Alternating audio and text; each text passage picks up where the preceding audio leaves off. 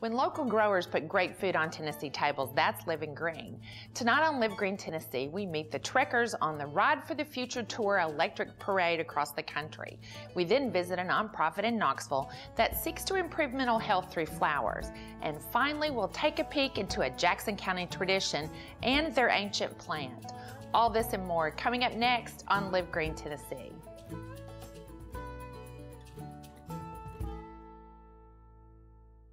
This program is brought to you in part by...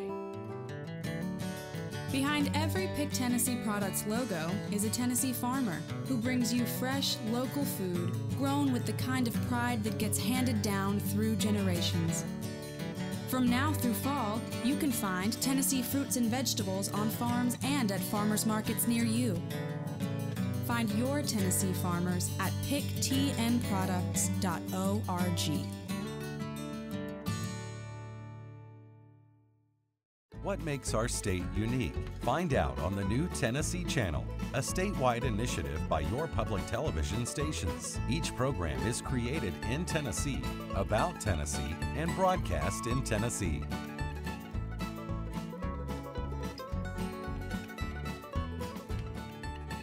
The Tennessee Channel, Saturdays 6 to 10 p.m. Eastern and Sundays 2 to 6 p.m. Eastern, right here on your public television station.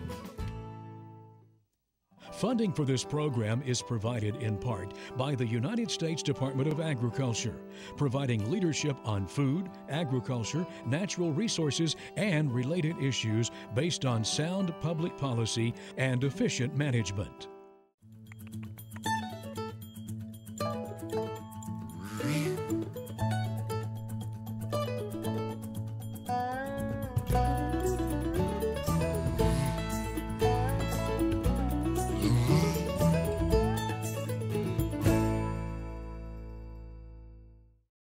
Hello, I'm Melinda Kiefer, and I'm proud to bring you stories from across our great state on Live Green Tennessee. Ride the Future Tour is a 3,000-mile tour across the United States that aims to raise awareness about electric vehicles across the country. The parade of electric cars, motorcycles, and bikes started their journey in Charleston, South Carolina, and it will end at Google headquarters in California, while breaking numerous Guinness World Records with electric vehicles during their travels. WCTE's Desiree Duncan and WTCI's Sean Townley teamed up to bring us this story for the Ride of the Future's trek across Tennessee.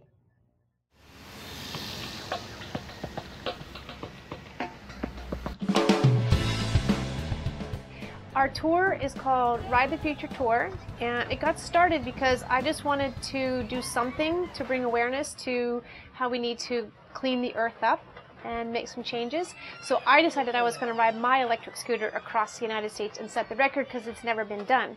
So then as I started talking about it, other people got interested and they wanted to join. And of course it's much more impactful if we have the car and the motorcycle and the scooter and the bike. So they all joined in, and now there's 11 of us going across country for 44 days. Yeah, well, my name is Ben Rich. I'm on the Ride the Future Tour. We're driving across country, and I'm riding on a Zero S electric motorcycle. Yeah, I've been driving electric vehicles since 2007 when I got my first electric motorcycle, and it was just very important to me. I've always been aware of how our emissions are affecting the environment and the negative impacts of not only global warming like CO2, but also the poisons and the toxins that we're putting into our water system, and I would rather not be a part of that. People just don't know how convenient electric vehicles can be. And I was one of those people before I set off on this tour. I knew about electric vehicles, but was no expert on them. So I want to put across to normal people that, you know, you really can use the electric vehicle. It's convenient, it's fun, and it's efficient, and it saves money. And it cuts down gas emissions, of course.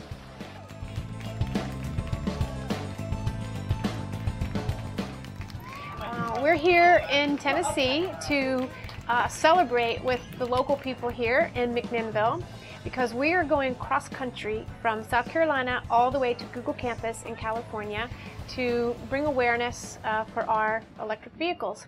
We are setting the Guinness record on the electric car, electric motorcycle, electric scooter, and electric bicycle.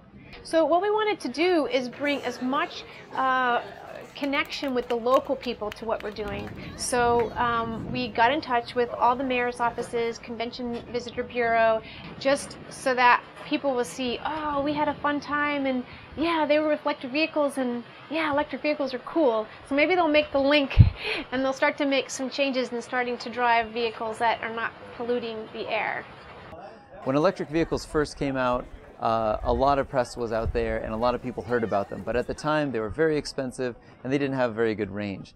That's changing, letting people know that they can now afford electric vehicles a lot better, and also it'll save you money. I know a lot of people who will lease an electric car, and since they don't pay any money for gas, the car lease is less than what they were paying for gas every month.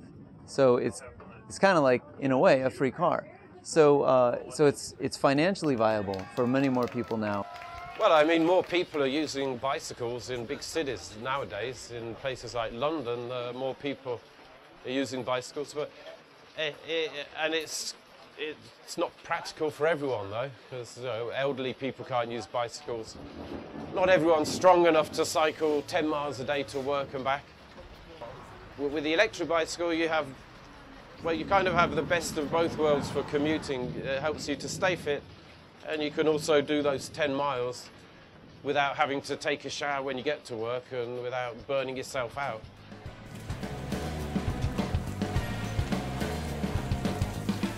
It's very easy to go cross country on the electric scooter because we're the only scooter really in the world that you can just open the seat, you just unplug the cable, and you pull the battery out like a little purse, and you just plug it right into a 110 outlet anywhere you are, in your apartment, home, in Starbucks.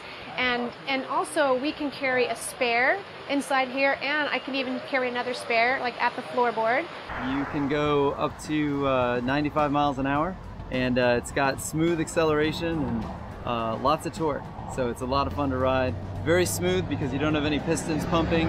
It's just an electric motor, so it gets you going really fast and really quiet. So the battery is right here, and this is a 9 kilowatt hour battery pack. So that means it has enough power to power an average American house for about 2 days. So potentially, if you could draw power from the motorcycle and there was a big storm, if your power went out, you could actually power your house on your electric vehicle. It's cleaner to drive a vehicle that does not pollute the air. Simple. And if you can ride your bike everywhere, then that's great. But if you can't, then an electric vehicle is readily available, it's affordable, it's accessible. So for me, right now, the electric vehicle is the way to go. But we really need masses of people to do it in order for the environment to be affected by it. If only a few of us do it, it's not going to change how we're destroying the earth.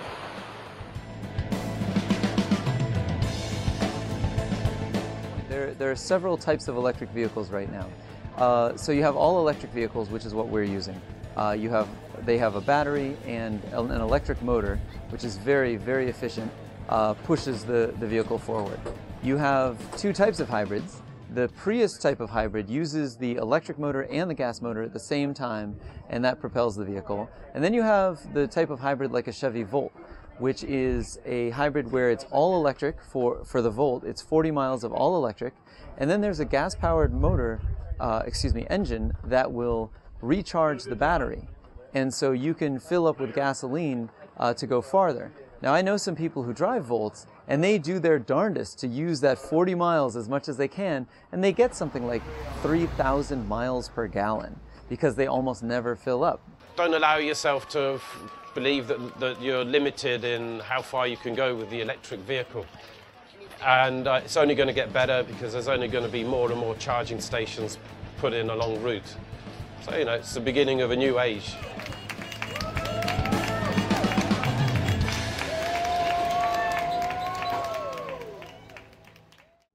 Random Acts of Flowers is a nonprofit that collects donated flowers from weddings, memorial services, florists, grocery stores, and churches, which would otherwise end up discarded and in the landfill.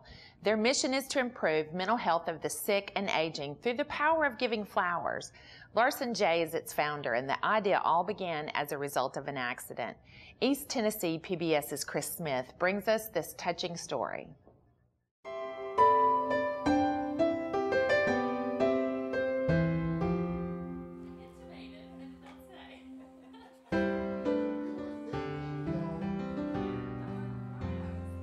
In the summer of 2007, I had a near-fatal accident where I fell about 1.5 stories off a roof. I had a ladder collapse out from underneath me, and I ended up in level 1 trauma hospital with a lot of broken bones, and really lucky to be alive. That's where the idea for Random Acts of Flowers started, was in that hospital where I was overwhelmed with support in the way of flowers, just dozens and dozens and dozens of bouquets in the first week. And we just got such an amazing outpouring of support, and then almost immediately looked around and saw how many rooms around us had no family, no support, no flowers, really no life. And we had this amazing, jungle of joy and happiness. It just seemed kind of like the right thing to do. And so we took all of our flowers, we took the cards off of it, loaded up the wheelchair, and just started making deliveries to patients around us. And really that was the first Random Acts of Flowers. And it sparked an idea of what do you do with flowers after they're delivered or after they're used or unused. That sparked the whole idea and got us going. I became a volunteer through a friend who was volunteering here at the time. And I thought she was really kind. This is a great place to come. I love Random Acts of Flowers. It associates a number of things that I've loved all my life, flowers and people, and the opportunity to do some good things and return something to the community. Ironically enough, I know virtually nothing about flowers, and I run a flower charity. I was a film and television producer by trade, had worked in the entertainment industry as a producer for a long, long time, and really, this drastic life change happened, and it built an opportunity to develop something like Random Acts of Flowers, and now this is what I do, and have the opportunity to bring it to other places now. The giving of flowers is such a universal gesture that transcends all races, religions, cultures, demographics, income levels, and really Random Acts of Flowers is a mental health charity. Our goal is to deliver a moment of positive mental health to people in a healthcare situation that maybe don't have family, haven't had a visitor, having a hard time with whatever it is they're dealing with. Hi there. Well, hello again.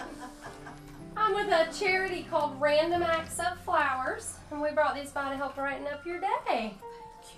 Oh, those will cheer me for days and days and days. Good. That's exactly what we like to hear. I know. Random Acts of Flowers is a 100% recycling charity, so we buy virtually nothing. Everything we get is sourced from the community. So we get our flowers from about 6 different places, mostly weddings, memorial services, grocery stores, church services, special events, basically wherever flowers are used throughout the year. I mean, it kind of ebbs and flows. So in the spring you have a lot of festivals, in the summer you have a lot of weddings, in the fall you have a lot of banquets and cotillions. The great thing about our program is that our mission delivery is only dictated by the amount of flowers that come in the door. The more flowers we get that come in, the more we can process, the more people we can help in the community. So it's a constant process that we're working on to make sure we get more flowers from more people. I was in the flower business for 38 years, and after I lost my husband, I was sort of lost to do something. And Random Act of Flowers had just started. I got in probably about 6 months after they started. It was a way for me to get back into my profession, plus help people. And everybody says, oh, you were in the flower business. Oh yes, I was, and I still am, a little bit. I think Random Acts of Flowers is the best charity I've ever seen, because it takes materials that would otherwise be put in the garbage in a landfill, and it repurposes them into something that makes people smile. And every time I make a bouquet, I think in terms of, will this make someone smile? You know, when Random Acts of Flowers first started, we were doing about 50 to 150 deliveries a month, pretty small bouquets, just kind of getting going. And just a few years later, we're now doing 800 to 1,000 deliveries per month of really substantial bouquets to patients all over the East Tennessee healthcare community. We are likely going to deliver 10,000 bouquets this year alone, which is far above last year, and it continues to grow. We're thrilled at the opportunity to serve that many people, to think that we can positively affect 10,000 people in a year with what would otherwise be waste. It goes to the core of why we do this, and it validates our mission every day. It's a wonderful feeling knowing that when people are in the hospital, they're not feeling well. When people are in nursing homes, they often are sort of left alone for a long period of time. Some people don't have family who come visit. Some people don't have people who care about them to bring them flowers. I was on a delivery once, and I walked in, and this young woman had had surgery. And you always walk in holding the flowers, you state that we're from Random Acts of Flowers and that this is because someone cares about you. And she just started crying. She said, "No one has ever given me flowers." So I gave her 2. Random Acts of Flowers is a small, simple idea that's grown into a sophisticated program here in East Tennessee. Our goals and our sights are set far beyond our impact right here in the volunteer state. We are currently working on an expansion plan that will bring this model across the country. Over 30 requests from across the states. We've had 3 international requests. People are constantly contacting us saying, "I love the idea, I love the mission, I love the focus. How do I get a Random Acts of Flowers in my town?" 2013, we're going to be opening up 2 new facilities in the Tampa Bay area. We have 4 or 5 other cities being developed behind that. And really the goal is, how could we take this model and deliver it to the world? If the giving of flowers is a universal gesture, if we can be a catalyst between wasted flowers and people in a hospital, then I think there shouldn't be any reason why there wouldn't be a Random Acts of Flowers in every medium or large size city across the country, maybe across the globe. And I hope we look back, 10 years from now as this is a worldwide organization and say it started here in Tennessee, it was fueled by volunteers, and it now has an opportunity to impact a whole lot of people across the globe.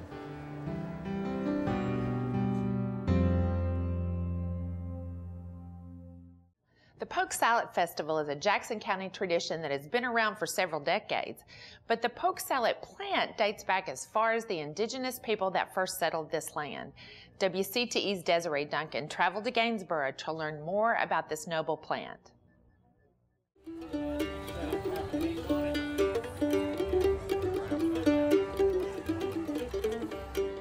Polk salad is a very interesting plant, actually. Many uses over the years, going back even dating to the Indians of this area who used polk salad for many different ways. And one of the most interesting that I found is they actually felt like it had some properties that made it useful as a love potion, with the medicinal purposes of polk salad and the chemicals contained in it, and even have seen some pretty significant success as cancer treatments. One of the few sources of ink for Civil War soldiers writing back home during the Civil War, the berries that made a really good purple ink that they used, and some pretty famous Civil War letters written with polk salad ink. It's a very interesting plant, but of course what we're about here is the edible portion of the edible aspect, the culinary aspect of the plant, and it makes a very good dish. It's very rich in vitamin A. In fact, so much so that supposedly if you don't boil the plant enough in the fixing of it to leach out the vitamin A, that it can actually you can actually get an overdose of vitamin A and be very harmful to you.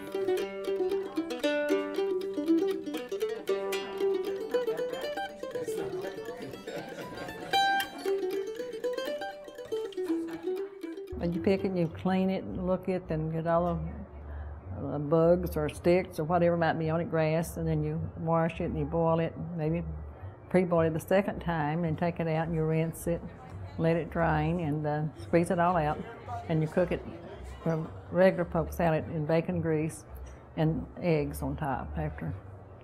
Usually when the grounds have been broken up the year before, or trees have been cut and the grounds are fresh, it comes up. I think the seeds are in the ground, they just get warm, they come up then when you moisten the soil. The polk salad, I find, is very earthy. There's a very earthy flavour off it.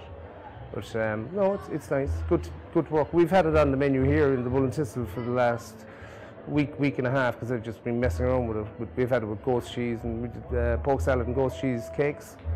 And they've done, you know, very well. We've that with a rhubarb sauce, so it's a bit different. It's basically, I suppose, you can nearly use it as a spinach, you know, from what I've seen. I think it'd go well with seafood.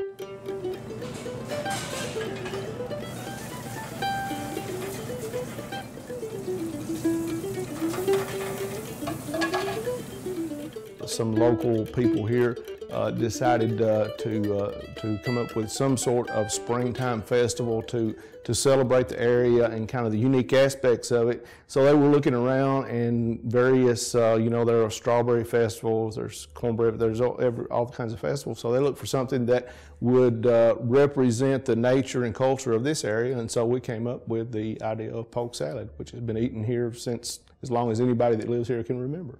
Something grows wild many, many years, forever, as long as I can remember. When I grew up, I guess we were raised on poke salad in the springtime. And then, I don't know how many years ago, I didn't live here at the time they started having the festival. And then when I came down here, I ended up cooking it for the contest. I do that every year. So this is the first time we've had the cook-off, and I think it's going to do good. Happy to do it. Miss Ann Thompson, who was the winner of the cooking contest, coincidentally, prepares the poke salad for our eating contest, and we just give a specific amount of time. I think it's 3 minutes for them to, each contestant, to see how much poke salad that they can consume. It's quite entertaining, but not always pretty.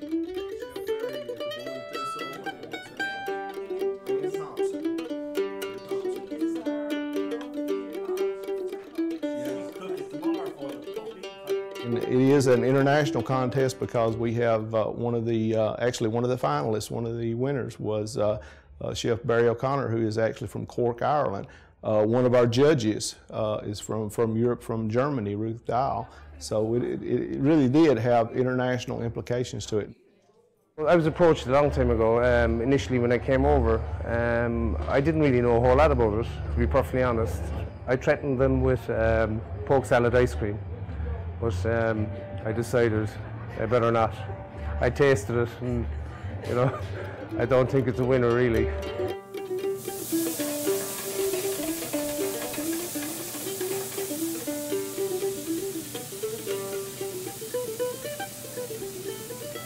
It is one of it's a big point that I have, both myself and Diana, when we spoke initially about me coming over here.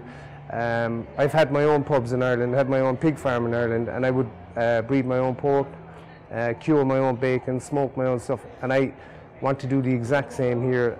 I've met up with a friend of Diana and Louise, Bobby Langford, Sugar Creek Farms. We buy all our pork from him. It's my ambition. I want to start a program in the Bull and Thistle of traceability and field to fork. We have it at home. We started it. It gives from the day the animal is born to the day the animal is slaughtered and put into the Bull and Thistle. So with that information, I think you can see that anything that we are using, any product we're using, meat, poultry or beef, fish, they've had a good life, and you know, they've been treated well, and you're getting the best commodity that's feasibly purchased, and that's I think that's definitely an important thing, and we want to get our name out there for that.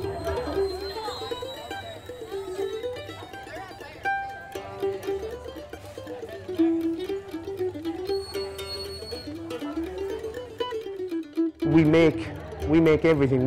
We buy in hardly anything. We make our own breads, we cure our own pork, we make our own sausages, we cure our own corned beef, we smoke our own salmon, gravel-axe our own salmon. We do everything really as much in-house as we can.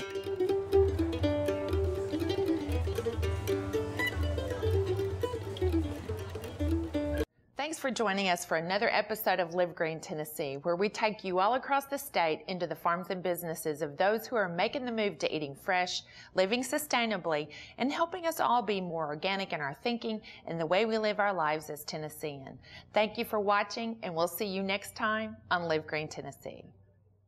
If you would like more information about Live Green Tennessee, please visit our website at livegreentv.org, where you can find everything from healthy recipes to past episodes and more. This program is brought to you in part by... Behind every Pick Tennessee Products logo is a Tennessee farmer who brings you fresh, local food grown with the kind of pride that gets handed down through generations. From now through fall, you can find Tennessee fruits and vegetables on farms and at farmers markets near you. Find your Tennessee farmers at picktnproducts.org. What makes our state unique? Find out on the new Tennessee Channel, a statewide initiative by your public television stations. Each program is created in Tennessee, about Tennessee, and broadcast in Tennessee.